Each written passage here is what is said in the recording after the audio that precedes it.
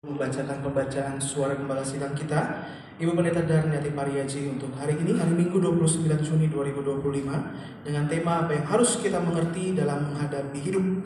Romo yang pertama, doa pembuka. Tuhan Yesus berkata, apa gunanya seseorang memiliki dunia tetapi kehilangan nyawanya?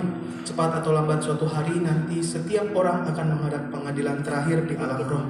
Itu sebabnya kami mau hidup untuk Tuhan dan senantiasa mencari kerajaan sorga dan kebenarannya. Maka semuanya akan Tuhan tambahkan.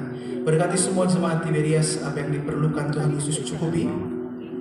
Tidak resesi dan selalu hidup di dalam pertobatan. Hidup di bumi ini seperti di sorga dan siap ke sorga. Dalam nama Tuhan Yesus, haleluya, amin.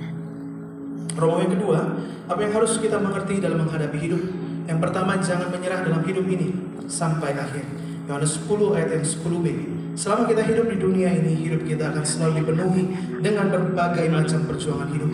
Pencobaan bukanlah selalu hal yang buruk dalam kehidupan kita. Bisa saja hal itu dipakai Tuhan untuk mendatangkan kebaikan bagi kita. Terkadang hidup kita perlu melewati proses pergumulan dalam menghadapi setiap tantangan, supaya kita semakin dewasa di dalam Tuhan. Apapun yang kita hadapi, tetap percaya kepada Tuhan Yesus. Waktu kedatangan Tuhan kedua kali tidak ada yang tahu. Fokuskan tujuan pandangan kita pada Tuhan Yesus dan kebenarannya, dan tetaplah setia sampai akhir. Yang kedua, pandang selalu kepada kekekalan. Wahyu 21 ayat yang ke-7. Tuhan Yesus menjanjikan dunia baru dan upah yang luar biasa jika kita mampu hidup benar sampai akhir.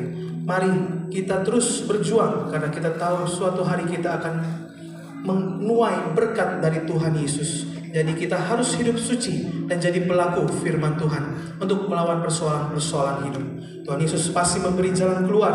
Sesungguhnya target kita bukanlah masalah-masalah yang fana, melainkan hal-hal yang menyangkut dengan kekekalan. Target Allah bagi kita bukan pada dunia, tetapi kita akan bersama-sama dengan Allah di dalam kerajaan sorga sampai selama-lamanya.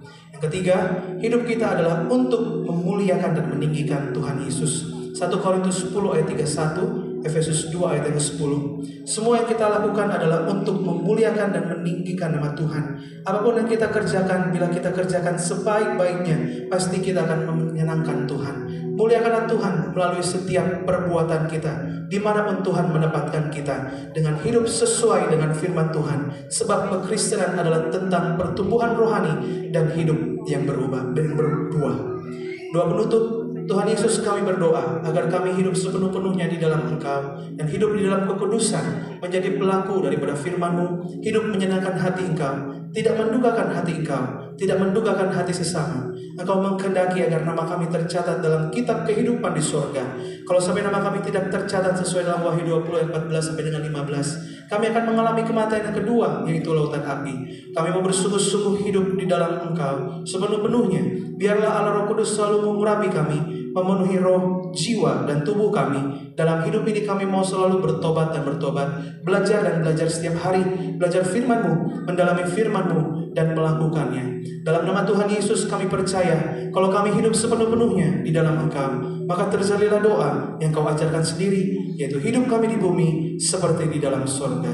Dalam nama Tuhan Yesus, haleluya, amin.